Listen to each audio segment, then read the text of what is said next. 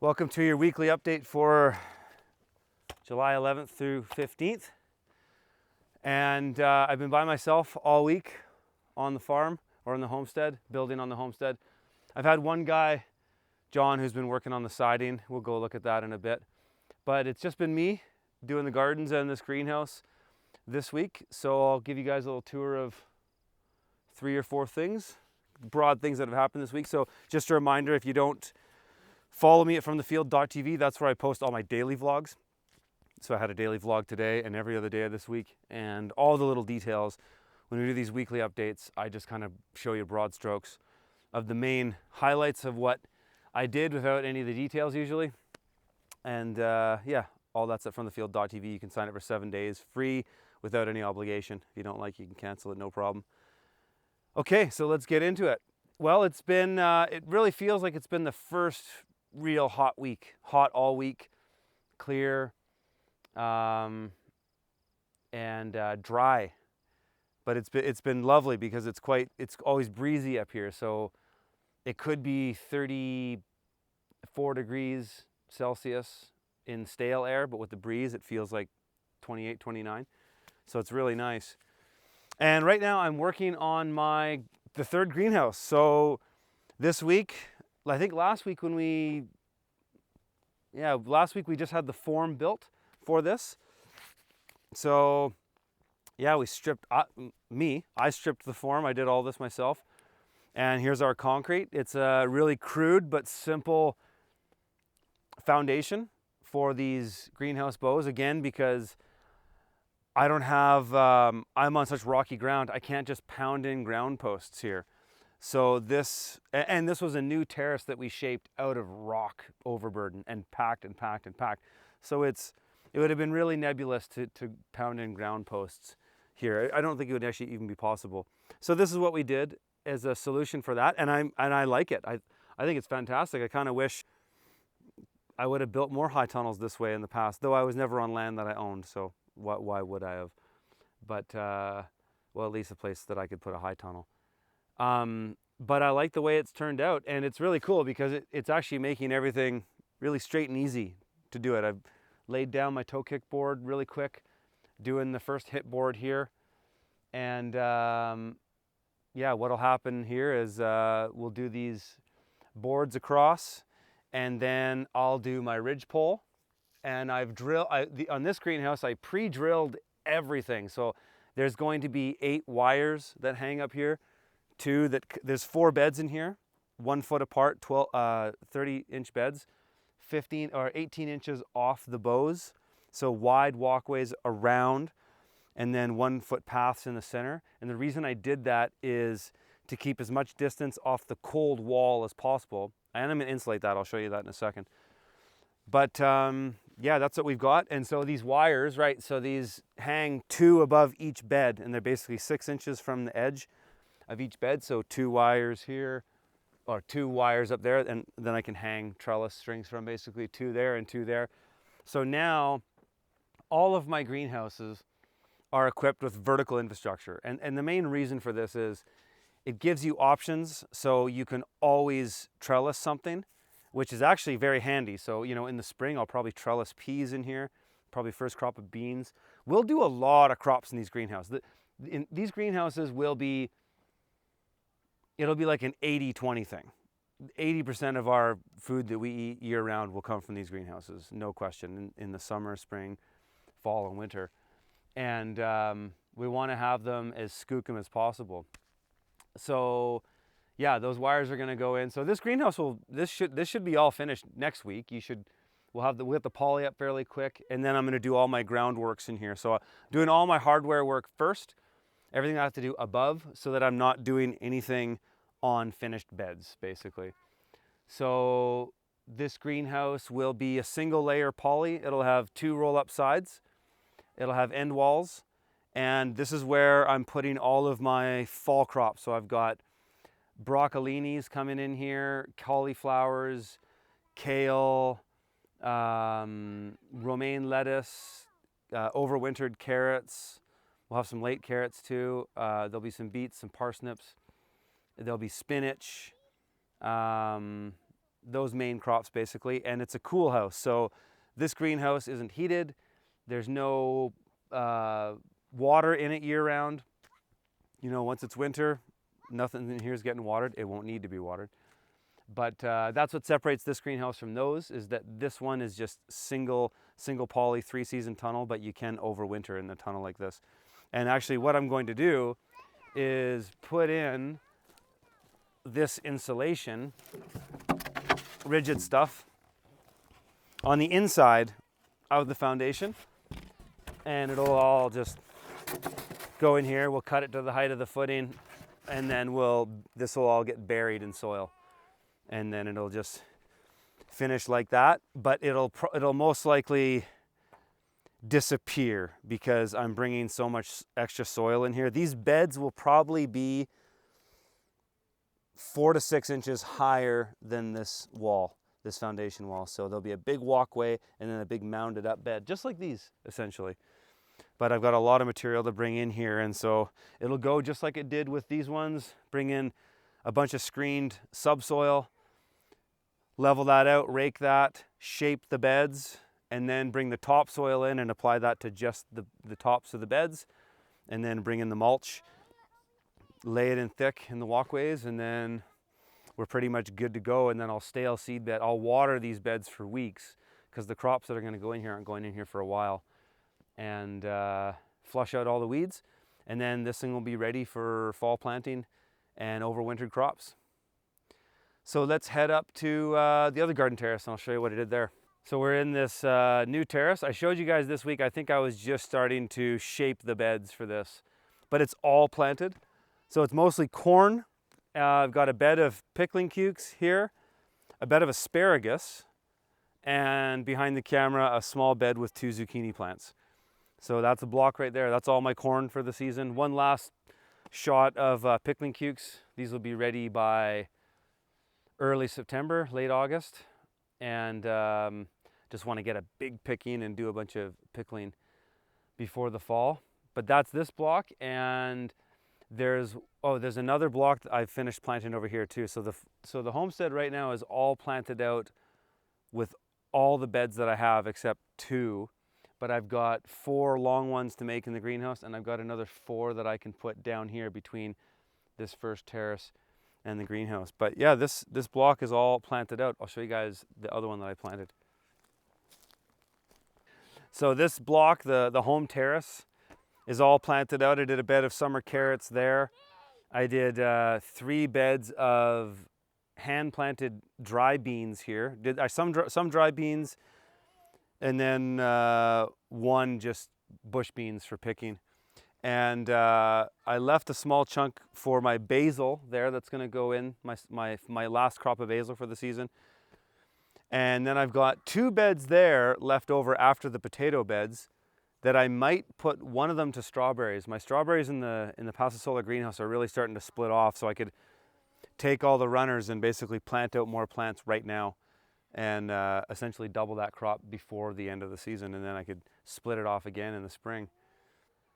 So we haven't been in this greenhouse for a while. I thought I'd just show you this before we go look at the garage and the other greenhouse. Pepper's coming along. I did a video earlier in the week about aphids and how I go thermonuclear on aphids, and I wanted to show you guys here.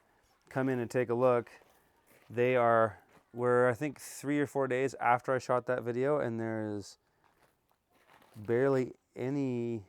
I can't find any. There's usually a few. Like it doesn't just get rid of them 100%, but nothing really there. So it works pretty good.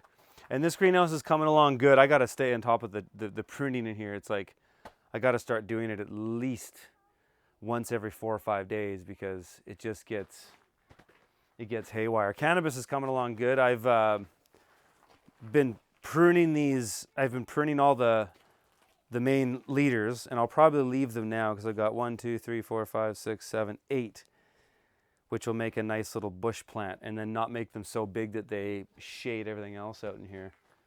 But they're coming along well, and I had 2 other plants I just decided to kill that I had in pots, because sometimes I like to do a bunch of growing. I like to grow in the ground. I like to grow in a raised bed. I like to grow in pots. And the ones in pots that stayed in the greenhouse are just unhealthy looking. They got spider mite issues, just all kinds of issues.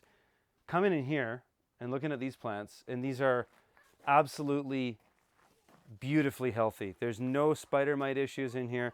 There's just something about growing in real ground. And, you know, this isn't quite, well, actually, this is as real ground as you get. I mean, I brought all this soil here. There's a 2-foot deep profile of perfectly screened soil. So these roots can just go and grab wherever. I've got some planted out in the food forest as well, and they're not nearly as big as these ones. But out of everything that I've got going on, I've got some in the orchard too. These ones are hands down the nicest ones that I have, and they'll finish up really well. And they finish late too, so having them in this greenhouse will keep the rain off them, keep them dry, so we actually get a nice finished product. But yeah, this greenhouse, I got about half an hour of work in here to come in and just twist and tie all these tomatoes, pull off some big branches on the bottom, and irrigation is running in here now, so this drip is now active, and it is in the other greenhouse too, actually, which is a huge time saver. I was coming to hand water this for a while, and that's actually one thing we won't show in this video because it'll be a lot of running around, but I've been working a lot on the irrigation this week, and just I've got remote timers on most of my zones now. I've got 6 more coming. Eventually I'll have all of my irrigation here tied into a central hub. There'll be wires running all over the place, but I don't want to run those wires right now because we're still doing so much groundwork that it's not worth it. So I'll just use simple battery operated timers now. But I've done a lot of the system actually. In yesterday's vlog, I built, and these are all from the field.tv, I built an overflow system for my cistern because I'm finding I'm using, right now at the height of summer, I'm using about 6,000 liters of water a day to irrigate everything. Sometimes I throw water on some of the driveway paths to keep the dust down. And it's a lot of water. But the advantage is, and the good thing is I've got endless amount of electricity to pump that water because our solar system overproduces by a huge order of magnitude right now. And I've got a limitless supply of mountain water. So I'm just constantly pumping water uphill. And what I did on my cistern is I built an overflow system so that if the water overflows, like if the pump just fills the tank up and the water has nowhere else to go, instead of bursting a line, it just overflows into a pipe that I ran for a couple hundred feet that just drips irrigation. I'll show that'll be in today's vlog, but it's a neat system because right now I don't have a way of stopping the pump when that cistern is full because it's supposed to, when the house is built, it'll have a flush valve and the water will go from the well to a pressure tank up the hill. And then at that point, it'll turn off automatically because the pressure tank will sense a high PSI and the flush valve will close the pipe and it'll stop pumping. And that's how they work. But I don't have that system set up and we're not going to finish the house until next year now. So that's how we're going to do it for now. But this is a great system because I can just basically pump water all day, just turn it on for most of the day, call it, 4 or 5 hours, 6 hours, and run sprinklers. And then I've got great pressure then too, because then I can run multiple zones at once, which makes it easier. And then I can overflow and I don't have to worry about it damaging the system anyway. So that's another thing that was done this week that we won't go look at. But yeah, we'll go take a look at the garage greenhouse and wrap it up. So we're standing behind the garage and greenhouse, and I just wanted to show you, even at this time of day, we're shooting this at like 7:30 right now, p.m. And my back vents are still open. And it's really neat what actually happens with these vents. So you can see the one on the left there is more open and the one next to it is a little bit open. Then that one in the middle is a bit closed, and then they kind of close out as they go to the right. And it's really neat. These actually respond to the light. So in the morning when the sun comes up over here and there's more light coming from the southeast shining on the western wall of the greenhouse, the vents on this side are more open because there's more heat being generated on that side of the greenhouse. And then as the sun moves throughout the day, they open more from left to right. It's really a neat thing to observe. But these are working phenomenally on this greenhouse. This is hands down the best greenhouse I've ever built, but I'm really proud of this design that we came up with to ventilate it. It was a lot of messing around and trying to figure out how it was going to work, and even in the conceptual stage, it wasn't totally clear how everything was going to finish, and there's a lot of details in the framing that were kind of funky. And the parapet roof on top of it was an interesting thing as well.